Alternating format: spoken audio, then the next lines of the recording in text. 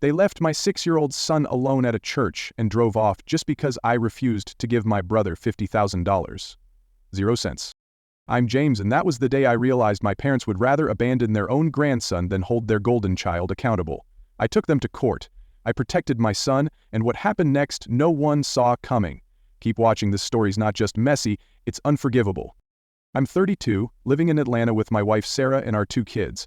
Or at least, that's how it used to be. Back then life felt solid, like something you could count on. Sarah and I met at Georgia Tech. I was buried in engineering classes, she was flying through nursing school, and somehow, we made each other feel like the world made sense. After 4 years of dating, we got married in the spring of 2018 and moved into a quiet little 2-story house in the suburbs.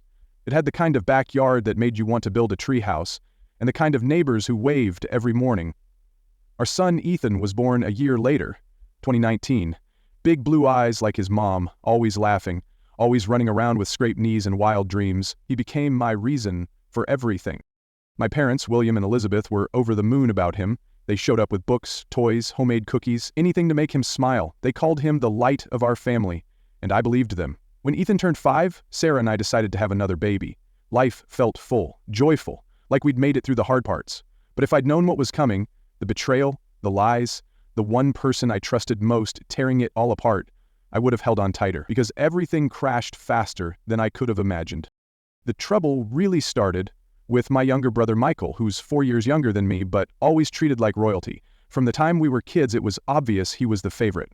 When Michael was 10 and said he wanted to learn piano, my parents didn't blink. They spent thousands hiring the best teacher in the city and bought him a baby grand like he was the next Mozart. But when I was 14 and begged to join the school soccer team, just needed cleats and a small uniform fee, my parents shut me down without hesitation, said it was too expensive and not worth it. I still remember standing in the kitchen, stunned, when my dad, William, looked me dead in the eye and said, "James, you're the big brother. You gotta make sacrifices for Michael." That sentence planted something deep inside me. Resentment maybe, a voice that whispered, "Your needs come second, always." Michael got praise for every small thing he did. He could barely clean his room, and Elizabeth would act like he built a spaceship. Meanwhile, I brought home straight A's and barely got a nod. And the thing is, Michael had charm. He knew how to talk, how to smile, how to spin things. But he couldn't stick with anything to save his life. He started college for business, then dropped out halfway through claiming it wasn't his passion. After that, he dabbled in photography, then switched to graphic design, then online marketing.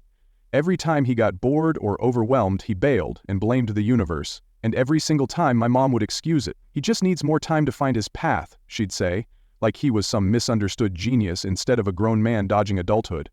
It bothered me how they kept covering for him, but I stayed quiet. I played the good son. I focused on building my life, career, marriage, kids. Then in 2020, Michael came knocking again. He was 24 and showed up on my porch all amped up, eyes wide like he just won the lottery. "James, I'm opening a coffee shop European style, man. Something fresh, something classy." I asked him straight up, "How much do you need?" And without even hesitating, he said, $8 grand. "I swear I'll pay you back in a year." Everything inside me told me to say no, but I wanted to believe this time would be different. So I wired him the money. 6 months later, the shop closed down. Zero notice, no warning, just locked doors and an Instagram post saying they were pivoting. When I asked him about repayment, he gave me this tired look and said, "Man, I'm broke. Can I pay you back slowly?" And in that moment, I realized he never planned to pay me back. Not a dime. That money was gone the second I handed it over. But I didn't raise a fight. I just swallowed it. 2 years went by. I tried to let it go, tried to move on. Then, like clockwork, Michael came crawling back. This time it was credit card debt over $5,000, 0 cents, and some lawsuit from unpaid bills. He stood in my doorway like a kicked puppy. "Please, James, just this once. Help me out. I'm drowning here." Sarah, my wife, didn't say a word, but I could feel her watching. I knew she was done with his games. I should have been too, but against every ounce of logic, I gave in. Again, I paid off his debt. I told myself I was protecting him, protecting our family name, doing what an older brother was supposed to do. But deep down, something inside me was cracking. Over 4 years, I had given Michael more than $13,000, 0 cents. That's money I could have put toward our kids' college, our home, or even a vacation we kept pushing off. Every time Sarah gently brought it up, I deflected. "Family helps family," I'd mumble, but the words tasted like ash. I was tired. Tired of being the responsible one. Tired of being guilt-tripped into fixing Michael's messes while our parents looked the other way. Tired of pretending this was love when really, it felt like emotional blackmail wrapped in a smile. I kept hoping that maybe this time would be the last. But something told me Michael wasn't done, and the next time he came asking, it would cost way more than money, and I was right. The next time broke everything. The real drama kicked off in March 2024 when Michael showed up at my house acting like he'd struck gold. Ethan was in the living room, building towers with his blocks, and the second he saw Michael, he lit up. "Uncle Michael, I missed you," he shouted, wrapping his arms around his legs. Michael laughed, ruffled his hair, said, "Missed you too, buddy. You're getting huge." And for a second, I saw the version of Michael I wished he always was: present, dependable, not just crashing in when he needed something. But after Ethan ran off to his toys, Michael got to the real reason he came. "I'm starting a transportation company," he said, leaning forward like he was pitching on Shark Tank. "Post-pandemic logistics is exploding. I've got a partner, a business plan, even clients waiting." I won't lie, he sounded polished. He'd done his homework. "But I've heard this song before." I asked, "You got any experience with freight or logistics?" He waved me off. "I've read enough. I know what I'm doing." Then he hit me with it. "I've saved up $25,000, 0 cents. I need $75,000, 0 cents total. Can you help with the rest?" My stomach sank. That's not pocket change. Sarah and I were already planning for the baby, and every dollar had a place. I told him I needed time to think. He nodded but looked frustrated, like the answer should have been automatic. A month later he called me, buzzing with energy. He'd gotten a loan, launched the business without my help. I congratulated him, hopeful this might finally be the time he stood on his own. For about 3 months, everything looked good. He bought 2 trucks, hired drivers, got some contracts.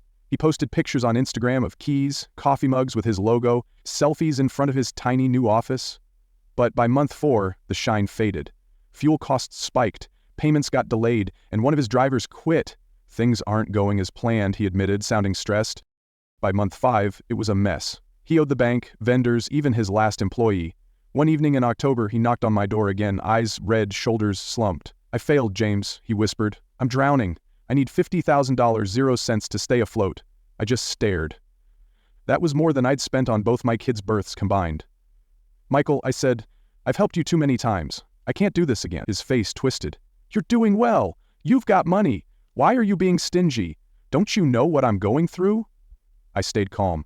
"I've already given you $28,000, 0 cents over the years. You haven't paid me back once.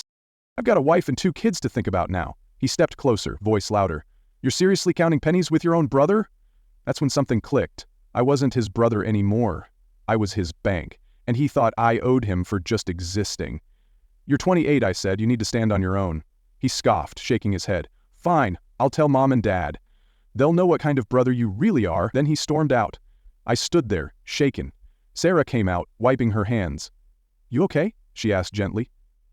I just said, "I think I just lost my brother." She wrapped her arms around me. "No," she said softly. "You finally stopped losing yourself." 3 days later, Elizabeth called. No hello. "James, Michael says you refused to help him. What happened?" I sighed. "Mom, I've done enough. I can't give him $50,000, 0 cents. She didn't pause. "Family helps family. He's in crisis. You're doing great. Why can't you help him?" I bit back. "Do you even know how much I've already given him?" She went quiet. $13,000, 0 cents, not counting the rest.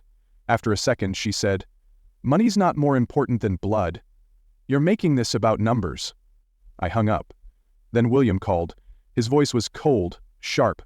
"I'm disappointed in you, James. You care more about Sarah than your real family." My chest tightened.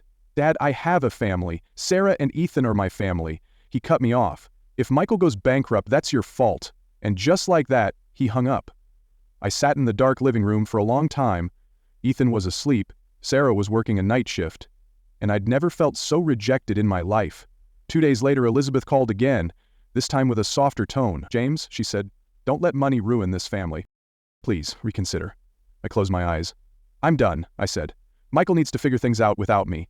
Her voice dropped to a whisper. "If you don't help, don't expect us to forget this." It felt like a knife. Like everything I'd given, all the years I tried to play peacekeeper, didn't matter. September came. Sarah was 8 months along, glowing, exhausted, beautiful. Ethan was thrilled. Every night, he'd talk to the baby through her belly. "I can't wait to be your big brother," he'd say, eyes full of love. In the middle of the chaos, those moments saved me. And then one afternoon, Elizabeth called again. Her voice was sweet, almost too sweet. "I miss Ethan. Can we come by and see him?" Part of me wanted to say no, but I hoped naively that maybe, just maybe, the worst was behind us, so I said yes. They came by with bags of toys, read books with Ethan, helped set the table. For one night, it felt like family, like old times.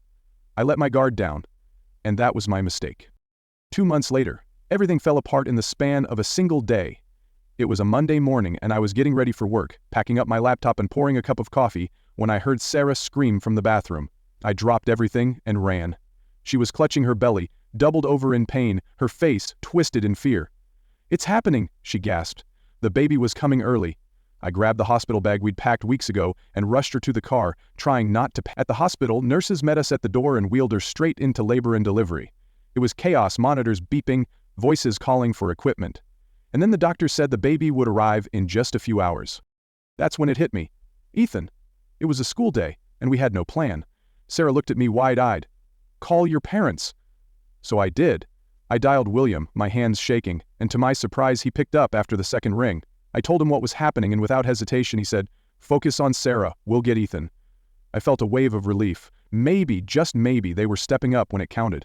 I called Ethan's school, explained the situation, gave them permission to release him to his grandparents. Then I went back to Sarah's side, held her hand, kissed her forehead. 6 hours later, our daughter was born, Emma, 3.2 kilograms, with soft blonde hair and Sarah's beautiful blue eyes. The moment I held her, I cried. All the noise faded and I whispered thank you to Sarah, who smiled, exhausted but glowing. I called my parents. "Emma's here, she's perfect." Elizabeth sounded overjoyed. "Another granddaughter, congratulations." I told them to bring Ethan to meet his little sister that evening. They said, "Of course, we got it." But by 6:00 p.m., there was no word. I tried calling, no answer.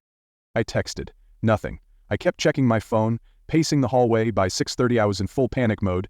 That's when an unknown number appeared on my screen. I answered on the first ring. "This is Pastor John." "I'm looking for James Carter." My heart dropped, speaking. "What's going on?" he said gently. "We found a little boy named Ethan sitting alone in our church lobby. He had a wristband with your name and number." I felt like the floor fell out from under me. "Is he okay?" I asked, my voice shaking. "He's not hurt, but he's scared. He's been crying for you." I slammed my hand against the wall. "I'm on my way. Please stay with him." I told Sarah everything, and she broke down in tears. How could they do this? I kissed her, and Emma said, "I'll bring him back, don't worry." The drive to the church was 30 minutes, but it felt like 3 hours. Every second, I imagined Ethan alone, scared, thinking he'd been abandoned. When I arrived, Pastor John met me at the door. A kind man in his 50s, he led me to a small office where Ethan sat curled in a chair, clutching his teddy bear, his eyes red and clothes wrinkled. He looked up, saw me, and ran into my arms. "Daddy," he cried, "Grandma and Grandpa said you don't love me anymore." My heart shattered. I held him so tight I could barely breathe. "That's not true," I said, choking back tears. "I will always love you, always." After calming him down and thanking Pastor John, I drove straight to the hospital. Sarah held him close, kissed his forehead, and we sat there in silence, processing what just happened, but I couldn't let it go. I needed answers. I drove to my parents' house that night, with Ethan asleep in the back seat. It was 10 p.m. when I rang the bell, and William answered like nothing was wrong. I didn't waste time. "How could you leave Ethan at a church?" I shouted. "He's 6. William didn't flinch. "You chose money over family. Now you know how that feels." Elizabeth came to the door, her face hard. "We raised you for 32 years. If you won't help your brother, why should we help your son?" I stared at them, stunned. "Ethan is your grandson. You used him to punish me?"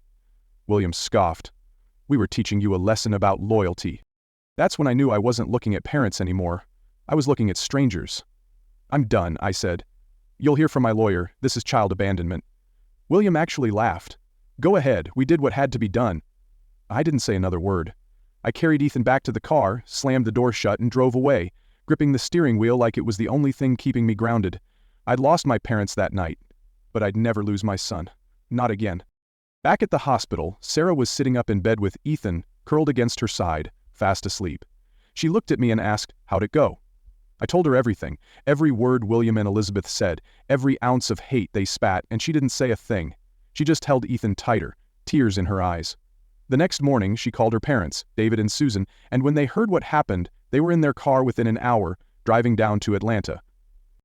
David, a retired engineer, and Susan, a former elementary school teacher, had always been kind and gentle. The second they arrived, Susan ran to Ethan, pulled him into her arms, and whispered, "We'll protect you, sweetheart." David hugged Sarah and told me, "We can't believe they did this. It's heartless. They meant it."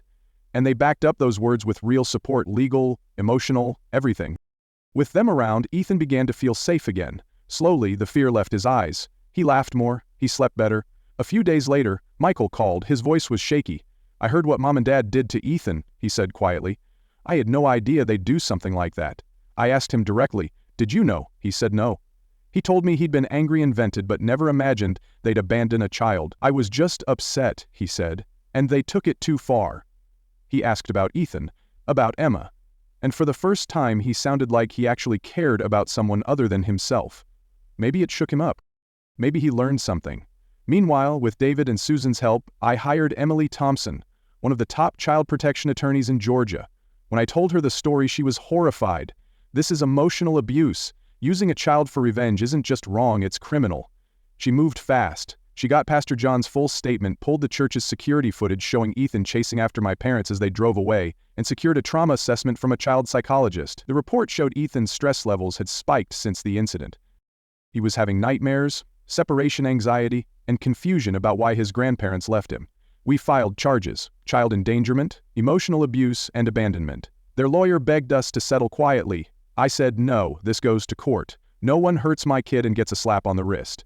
3 months later, we stood in Fulton County Court. The case got media attention. Local reporters sat in the back row. Judge Patricia Wilson, known for being tough on family abuse, listened as Emily laid it all out. "This isn't a mistake," she said in her opening. "This was a deliberate act of emotional harm. My parents' lawyer argued they were teaching me a lesson."